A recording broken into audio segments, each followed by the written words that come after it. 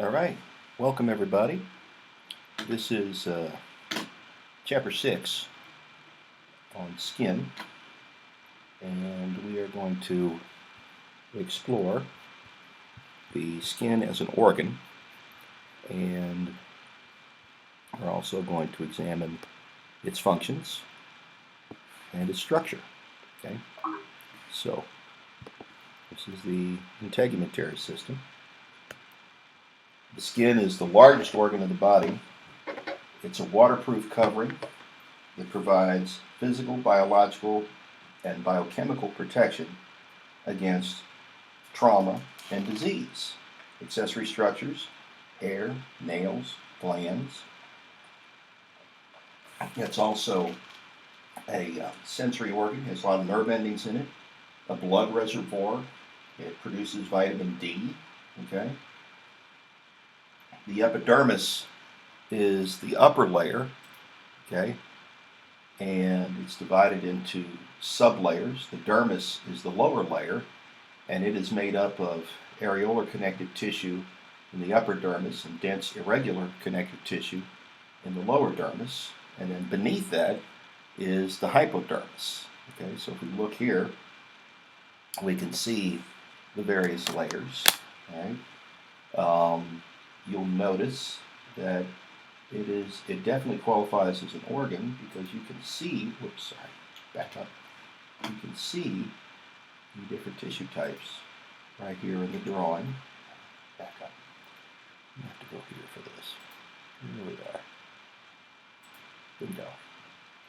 Okay, so if we look, right, you've got dermis, okay, and in the upper dermis here, capillary layer, this is loose connective tissue, okay, CT.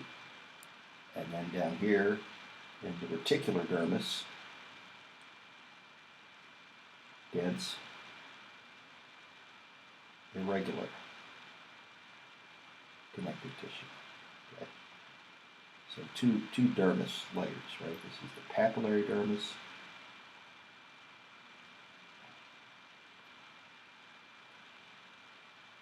Okay, and this is the reticular dermis.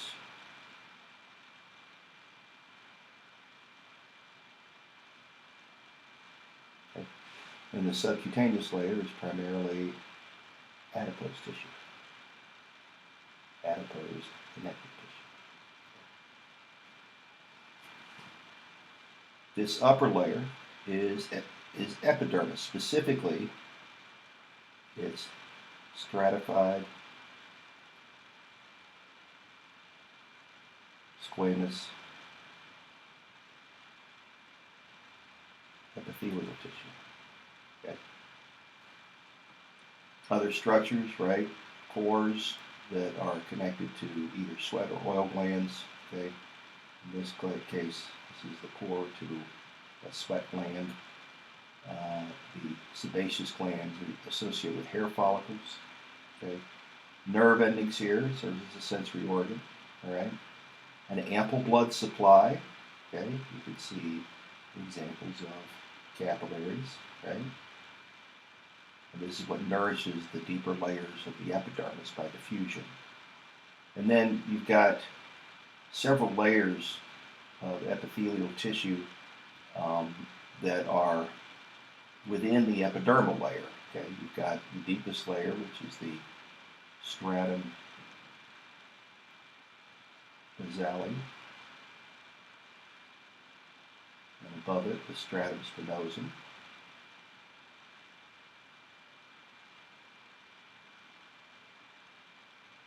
Then above that, the stratum germinativum, the stratum granulosum.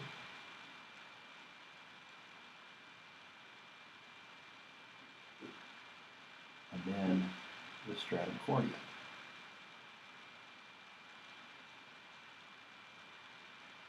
Okay, stratum corneum is dead. Okay. These other layers, they are alive. Right? You can see oil glands associated with hair follicles and sweat glands that are both derived from epithelial tissue but are found in the dermal layers. Okay, the papillary dermis just below the dermis, so the papillary dermis just below the epidermis is going to supply the blood to the living layers of the epidermal tissue by diffusion. So that's how it gets its oxygen and its nutrients. And then, of course, you can see nerve endings for tactile sensation and other sensations. There's pain, there's touch, there's pressure, there's vibration, okay? There's thermoreception, all of that embedded in the dermis, and some of it in the epidermis as Merkel discs, okay? And then you can see the subcutaneous fat down here, right, which is an insulator and a fuel storage mechanism, and also protects against trauma and connects it to the underlying muscle. Okay? So we'll go through each of these in detail. The epidermis, stratified squamous keratinized epithelium. As cells move from the basale to the corneum,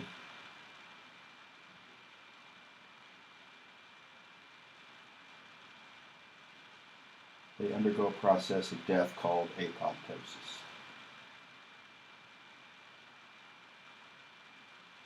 Okay, and then the corneum gets shed, and then new cells come behind it to replace it. And that's a protection against colonization by pathogens. Okay, the corneum is the most superficial layer made of dead keratinized cells. It's a barrier to light, heat, chemicals, and microbes, as well as trauma, okay? And it is constantly shed, okay?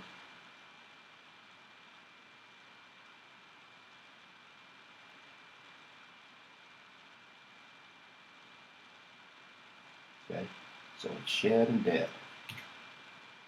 The lucidium is found only in thick skin.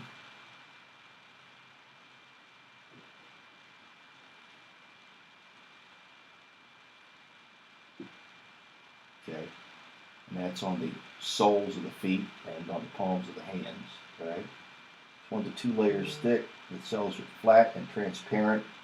It's a little tough to see, and the cells are also dead. Okay. The granulosum is below that, 2 or 3 layers of flattened cells that are actively keratinizing, so they're not dead, but they're dying. They're losing their nuclei. They become compact and brittle, and they have visible cytoplasmic granules.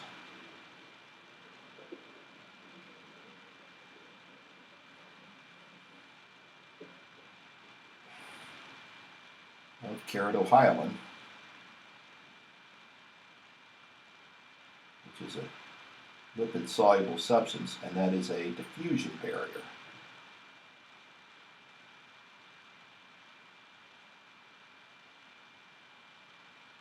And that's why all the cells above it are dead. Okay? And stratum spinosum, spiny shells with desmosomes that are interlocking cellular bridges. They have a spiky shape to them because they're beginning to die. Okay?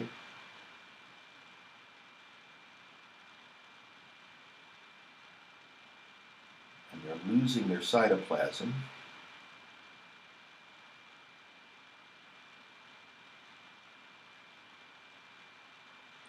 And as a result, the cytoskeletal elements are poking out against poking against the plasma membrane, and it makes it look like a collapsing tent where the poles are the only thing holding up the tent. Okay? The germinativum, also sometimes called the basale, is actively mitotic and rests on a basement membrane just above the papillary dermis. It receives oxygen and nutrients from the blood supply in the papillary dermis and constantly divides. Okay? Melanocytes here produce melanin, which is a brown pigment.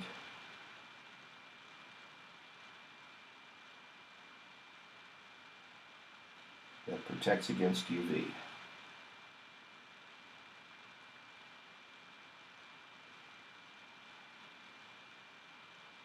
Okay. The benefit is it prevents skin cancer.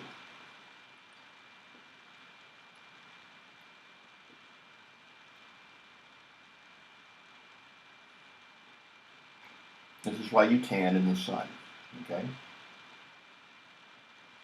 The melanin produced by the melanocytes is distributed to surrounding cells in packets called melanosomes. Those cells take it up and they use it as a sun shield around their nuclei. The dermis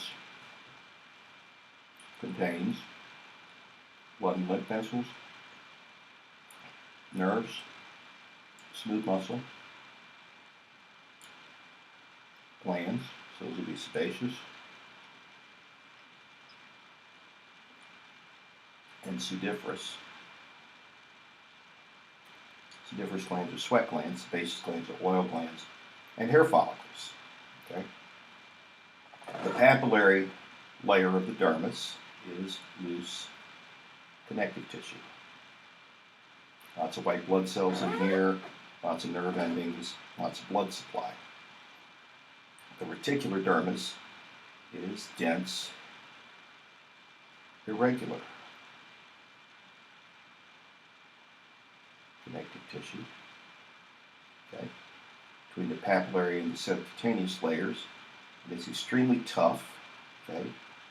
This is what leather is made of after it's cured. Okay? And the hypodermis is adipose tissue. Adipose connective tissue. Okay. Accessory structures. Hair covers most of the surface of the body with the exception of the external genitalia, palms of the hands, the soles of the feet. Okay. Parts of the hair are the cuticle, the cortex, and the medulla. The shaft is the visible portion that we can see. The root is embedded in the hair follicle, and it is attached to an erector pili muscle to produce goosebumps. And that's in response to low temperatures or fright. Now, the hair itself, right, is stratified, squamous, epithelial tissue that is keratinized. Okay, so the hair itself is dead. Okay, and the purpose of hair is really evolutionary. It was more important back when we were on. We had covered head to toe in fur, and it provided protection against low temperatures and trauma. Okay, and the erector pili muscle was a remnant of when we would get cornered and we would be frightened, and our hair would stand up to make us look larger and less likely to be something that a predator would want to eat. Okay? Hair undergoes a growth cycle, right? Cycles of growth and rest determine the length of the hair. The longer the growth cycle, the longer the hair. That's why the hair in your head is longer than the hair on your body, because the growth cycle is longer. The texture can be straight, curly, or tightly curly, and the color is based on inheritance. Okay? Basically, differences in melanin. The nails are also epithelial tissue. Okay?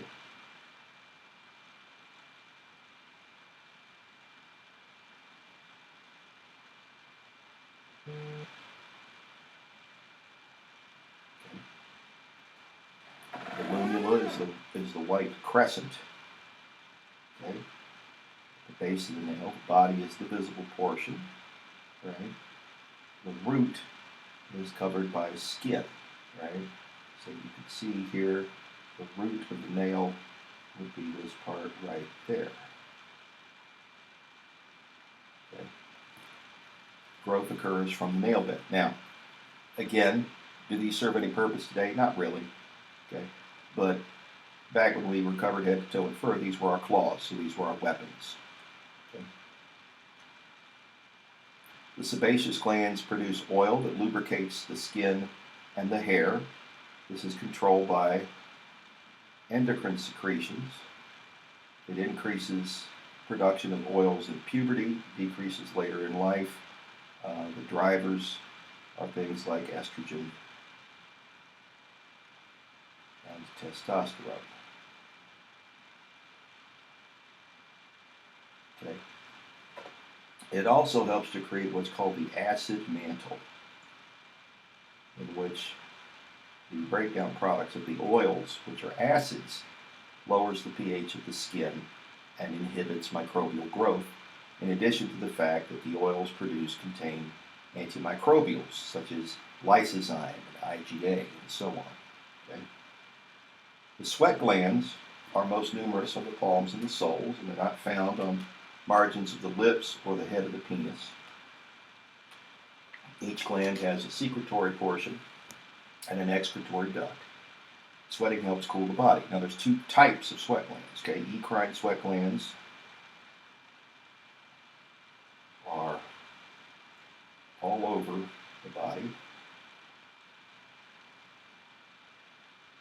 Okay, and therefore thermoregulation.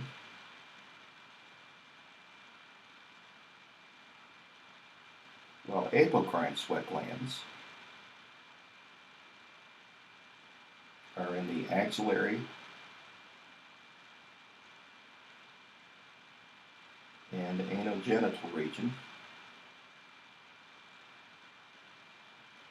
and are associated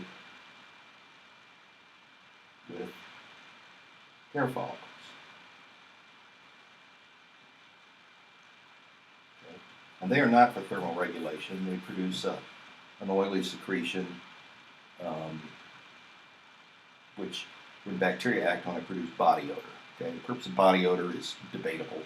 Back in the day, it was thought to be asexual attractive, but could you live without your apocrine sweat glands? Absolutely. Okay. Okay, what does the integumentary system do for us, right? The temperature receptors respond to hot and cold. Pressure receptors interpret excessive pressure as pain, and mild pressure as pleasurable, right? These are deeper in the skin, and they are called Pacinian corpuscles.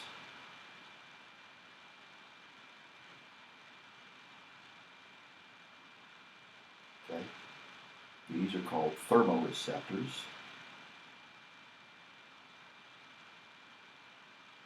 Okay. Combinations produce burning, itching, and tickling.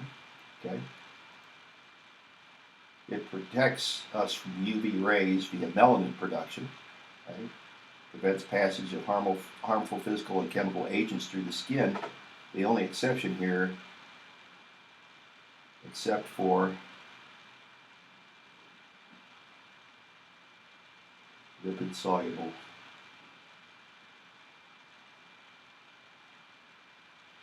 material.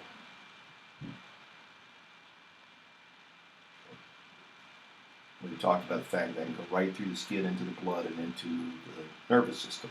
Okay? Lipid content inhibits water loss. The acid mantle helps to kill a lot of bacteria. Nails protect the tips of our fingers and toes, and the hair is an insulator. And again, these guys are kind of optional. You can live without them. You don't need them. Except maybe for your eyelashes and the hair in your nose and your eyebrows. They still have a function. But the hair on your head and the rest of your body, not so much. Okay? Burns are classified by depth. Okay, you can have partial thickness burns, which are first or second degree, or full thickness burns, which are third degree burns. Okay, the amount of skin damage determines how bad the burn is. Okay, third degree burns are generally pain free, but the area of first and second degree burns that surround the more severe burn will still hurt. Sunburn, for instance, is a first degree. It's very painful, but it's not very dangerous. But a third degree burn is very dangerous because it reveals the blood supply to deeper tissue to infection.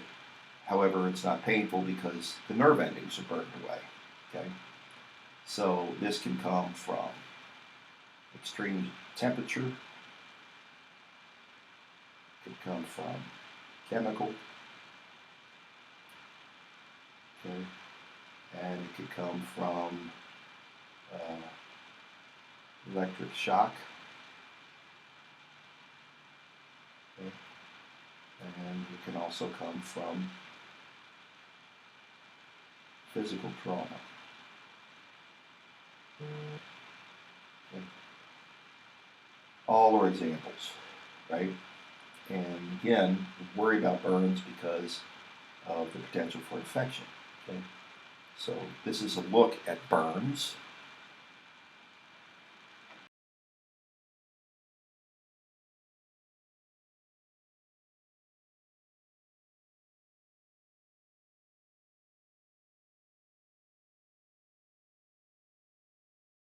Burns are skin injuries caused by heat, chemicals, electricity, or radiation. Your doctor will recommend treatment based on the size of your burn and the layers of skin the burn affects. Your skin has 3 main layers: the epidermis, the dermis, and the hypodermis, or subcutaneous layer, containing fat, blood vessels, and nerves. Beneath the skin are tissues such as muscle, fascia, and bone. First-degree or superficial burns affect only your epidermis. The burn site appears red and dry with no blisters and is mildly painful. Second-degree or partial thickness burns involve your epidermis and portions of your upper dermis and lower dermis. The burn site is red and moist and may be blistered, swollen, and very painful.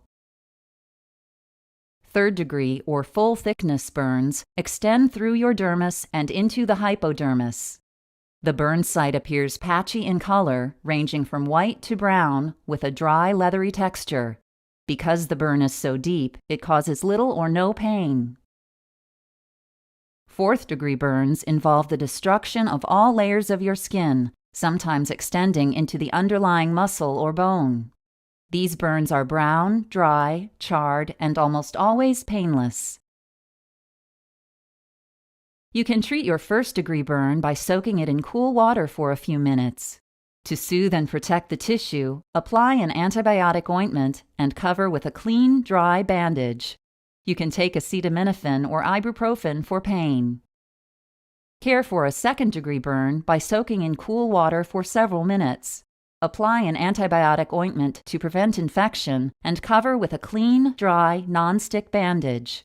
Change your bandage every day and make sure your hands are clean. Acetaminophen or ibuprofen may help with pain and swelling. If you have a third or fourth-degree burn, go immediately to an emergency department. If you can, elevate the burned body part higher than your heart.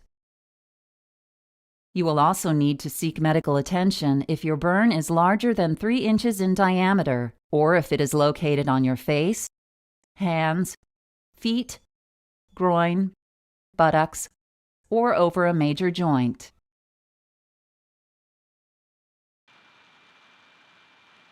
With thermoregulation, the normal body temperature is 98.6 Fahrenheit or 37 centigrade. When external temperatures go up, we have the dilation of blood vessels and we have sweating that occurs, okay? And both of these are sympathetic responses, okay? This is part of the sympathetic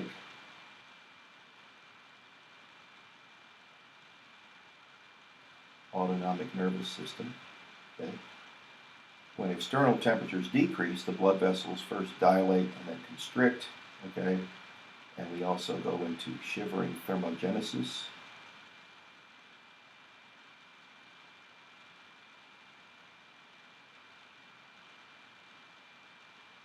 And piloerection, goosebumps.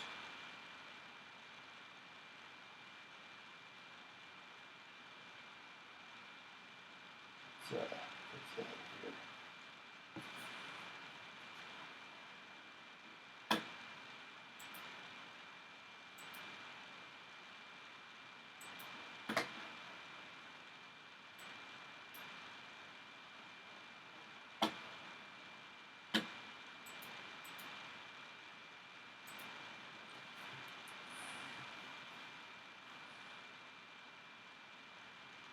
action. Goosebumps.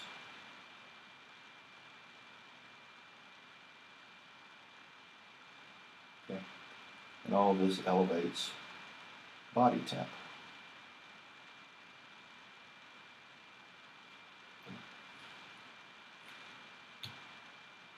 Sebum is a moisturizer and antifungal and antimicrobial. Okay. While sweat is important in the cooling process, but also has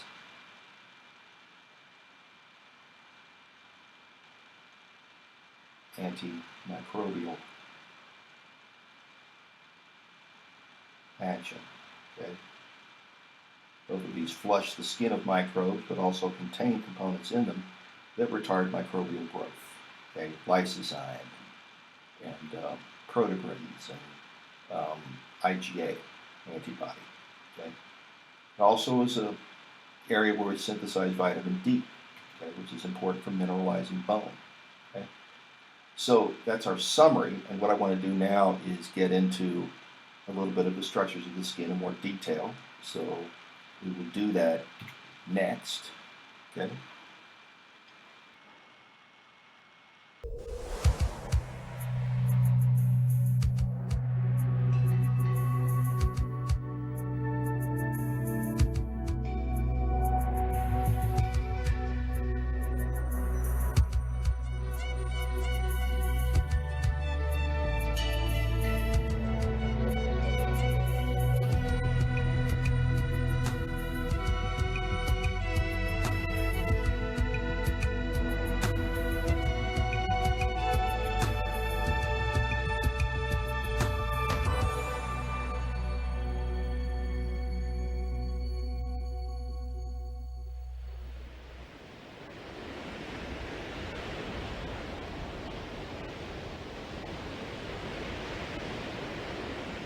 Almost 10 pounds of our body weight is our skin. This heavy mantle has a total area of more than 20 square feet. It's only paper thin, yet our skin forms a surprisingly tough suit of armor. Skin encloses our body, protecting the vital organs within.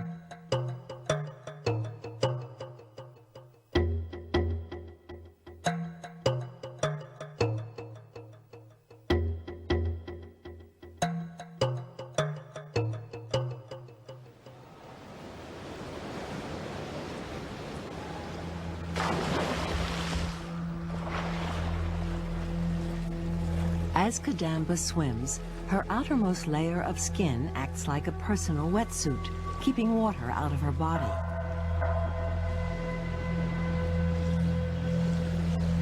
But skin is more than a protective barrier.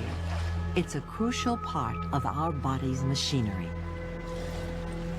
Multi-layered and multi-purpose, our skin plays an essential role in keeping us alive.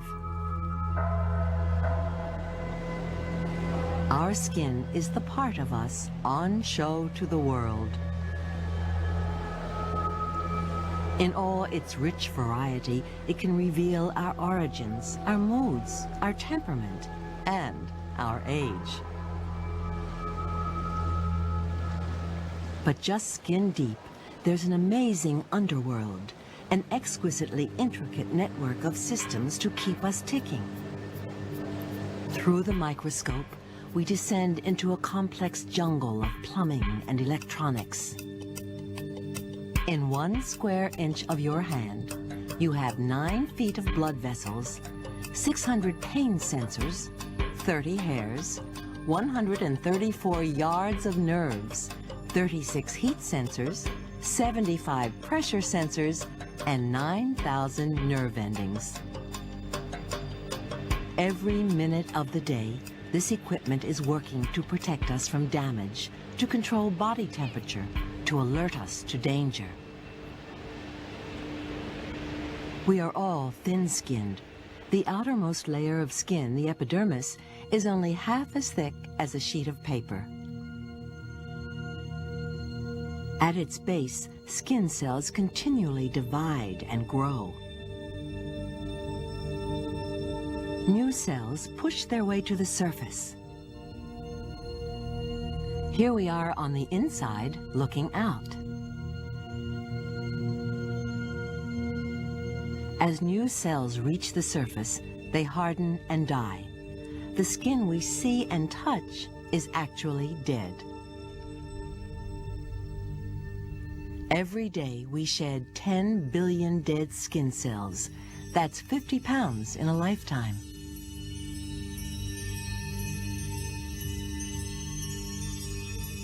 As a result, the epidermis is constantly replaced. Every 6 weeks, we get a new outer coat. Surprisingly, we shed our skin more often than a snake. It's hard to imagine a layer of dead cells is the only barrier that protects us from the outside world. Without it, we could drown in the rain. These outer cells overlap like roof tiles to keep water and chemicals out and body moisture in. Lose that layer and you could die as vital body fluids leak out.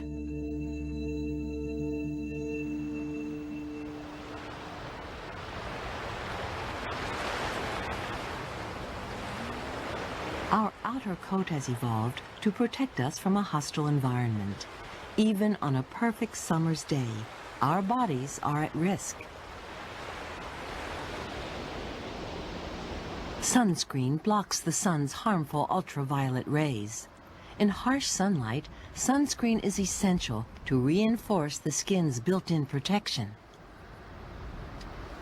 As Kadamba lies in the sun, special cells react to sunlight by producing a brown pigment known as melanin. With a carefully controlled exposure, melanin gives her a golden tan. These are the pigment cells, the dark patches in the bottom layer of the epidermis, packed with melanin.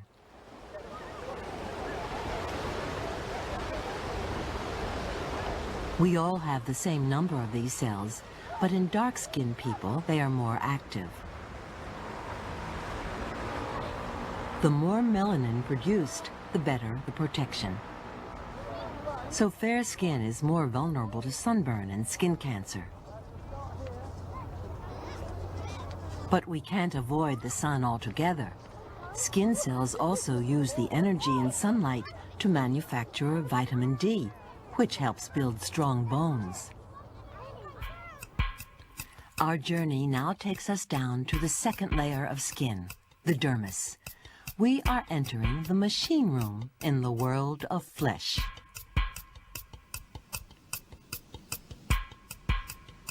Our supple skin enables us to bend and stretch. It's built from layers of tough, flexible fibers, collagen and elastin. Soft and supple, these layers act as shock absorbers.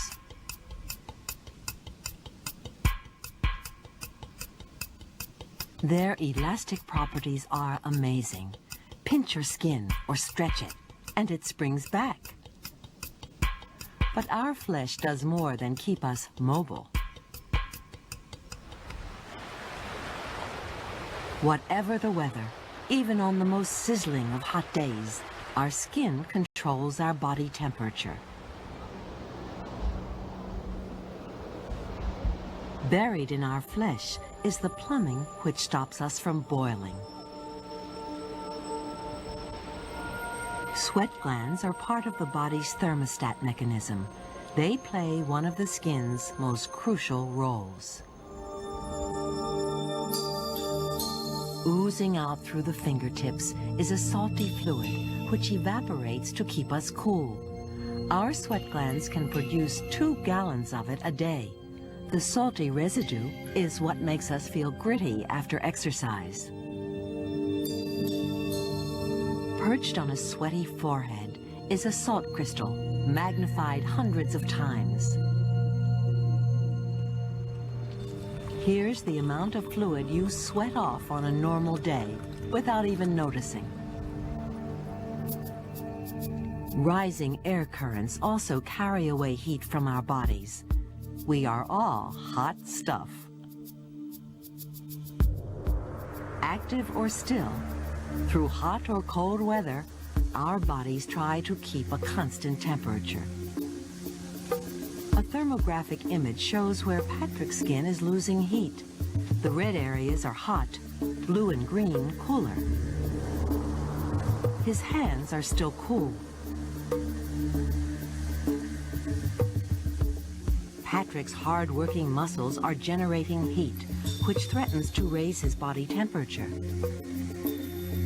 In his skin, blood vessels dilate, increasing the blood flow to the surface. The skin must now shed this excess heat.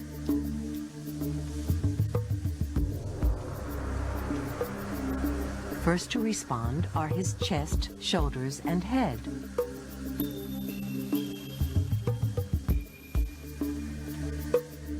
The increased blood flow shows up as light patches where his skin temperature has risen highest.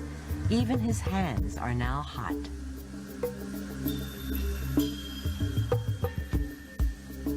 Sweat, air currents, and radiation all carry unwanted heat away from Patrick's skin. Patrick now bravely plunges into a wind tunnel where the temperature is below freezing. The heat loss mechanisms in his skin begin to shut down.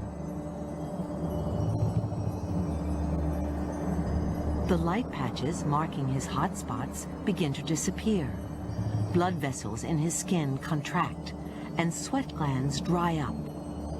He loses heat quickest from his fingers.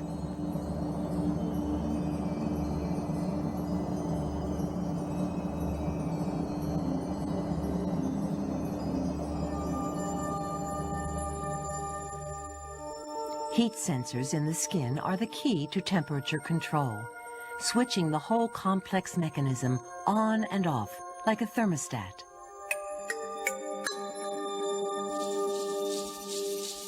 When these sensors feel cold, tiny muscles pull the hairs upright, trapping a warming layer of air next to the skin.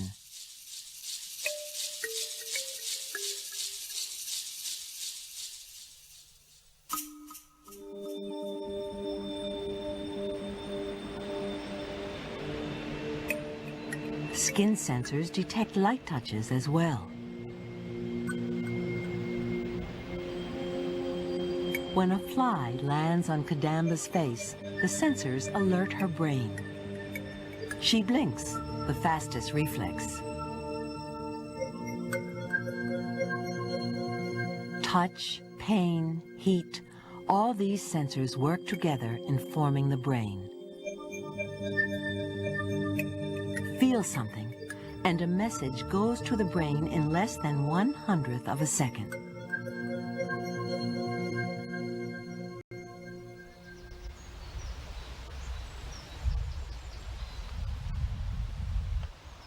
The touch mechanism allows David to read through his fingers. Our touch sensors are closest together on the fingertips. They can distinguish stimuli only 1/10th of an inch apart. So David can feel the distinctive pattern of these raised dots, identifying each as a character in Braille.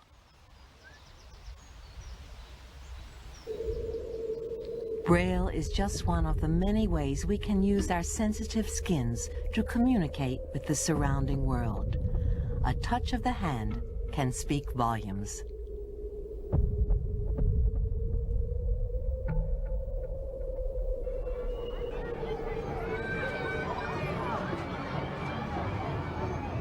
The elastic skin of the face can convey many more messages. Dozens of muscles give this child's face its shape. They pull on her rubbery skin to contort her face into grins and grimaces.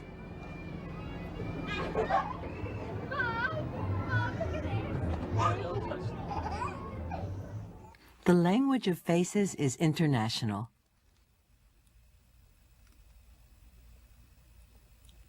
All these expressions rely on a special arrangement of muscle and skin. Compare a normal expression with a smile in a color contour picture. To smile, The blue shows the chin and lips have drawn back, while the cheeks have been moved forward.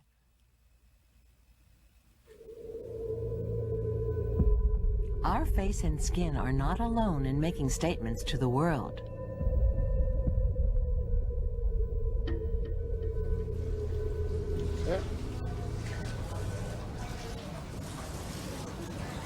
We also send signals with our hair.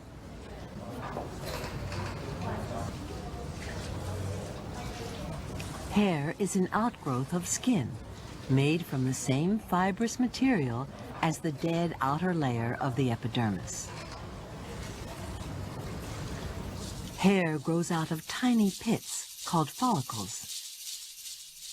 The body has 5 million follicles, up to 150,000 on an average head.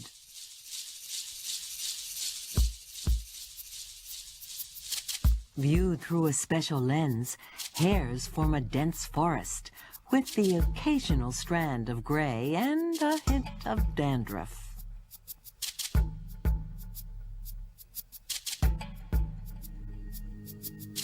Humans are hairy.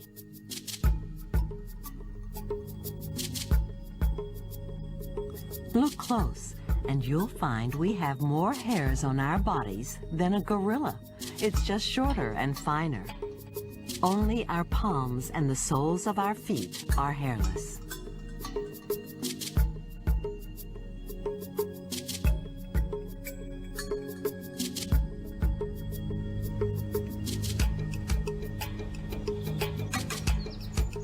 Each hair grows 1/100th of an inch per day.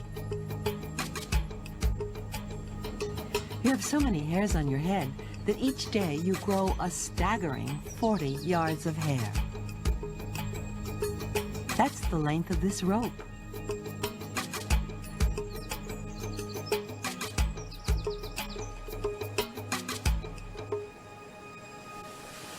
Hair is built to withstand punishment.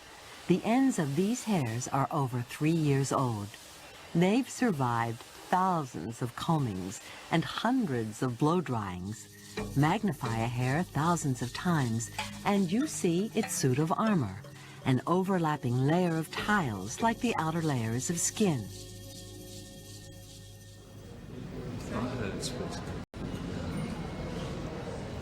Our dead hair is our crowning glory. It makes statements about us and our personalities, and we put it through hell. A microscope reveals the damage to hair we've abused. Harsh treatment, since the hair on our heads protects our skulls from sunlight and cold. It can even help us attract a mate. The hair on our bodies, and especially our eyes, also acts as a security system. If a fly tries to crawl into the corner of your eye, it's confronted with a barricade of hairy lashes designed to keep out intruders.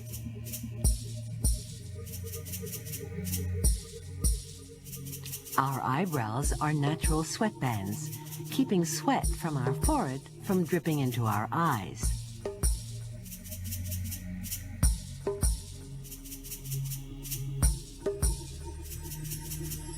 And in the ear, hairs glisten with tiny drops of wax to filter out dust and bugs. Nails, like hair, are dead outgrowths of skin. They have no nerves, but they're embedded in sensitive skin to pick up the slightest impact. This is the magnified tip of a nail with a glistening grain of metal from a nail file. The complex world of skin and hair serves many purposes, but as we grow older, it shows signs of change. Male hormones control pigment and follicles. With age, these hormones cause some follicles to shrink, so they produce fine hair like a baby's. How much of your head is affected depends on your genes.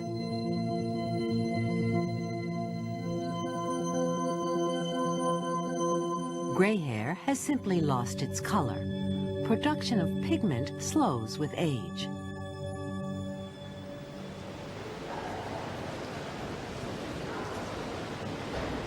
Skin, too, shows the ravages of time. Skin around the eyes is a giveaway. Here's how it changes with time. At 2. At 6.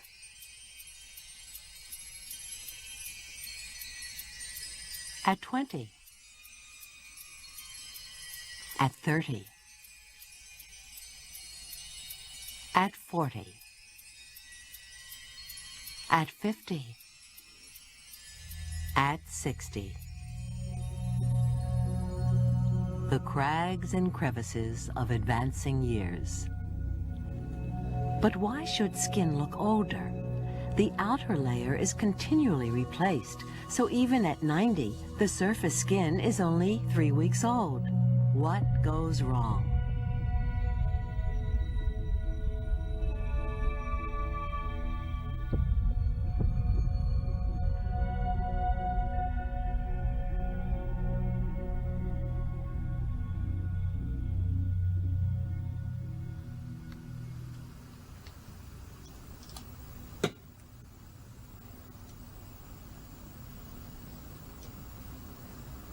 Kate is having her skin checked by a cosmetics expert.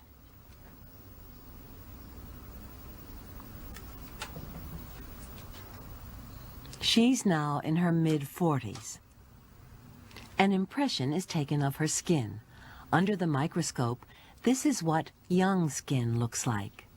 The typical quilted pattern of youth, dewy and puffy, lubricated by oil from the pores.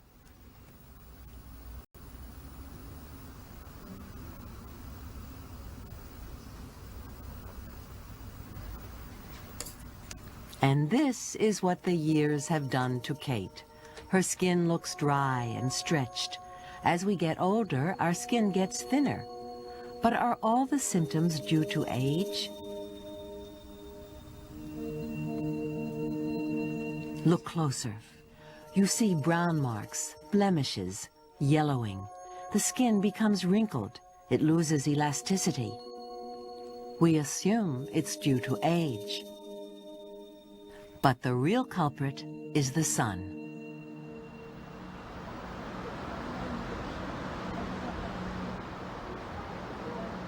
This sunbather is risking not just burns, but photoaging from ultraviolet radiation. Her burns will heal, but deep inside the skin, there's more lasting damage. This is brown pigment from a UV overdose. Triggered into frenzied activity, a cell which makes the pigment has been shot into overdrive.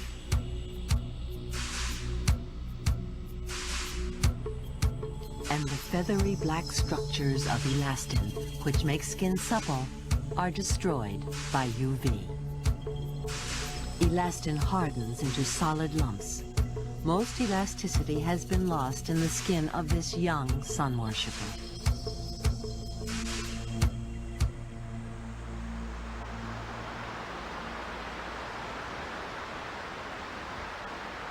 Feeling sun on our skin gives us a sense of well-being. Yet against UV radiation, our remarkable suit of armor lets us down. We have no sensors to detect it. We don't even know it's doing us harm until after the damage is done.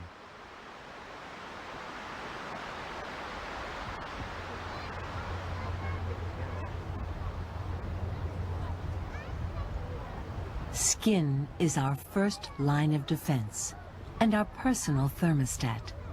It keeps us in touch with our world and each other. It enables us to smile. It takes the strain of every motion. In pursuit of the body beautiful, we put one of our most precious and marvelous possessions at risk.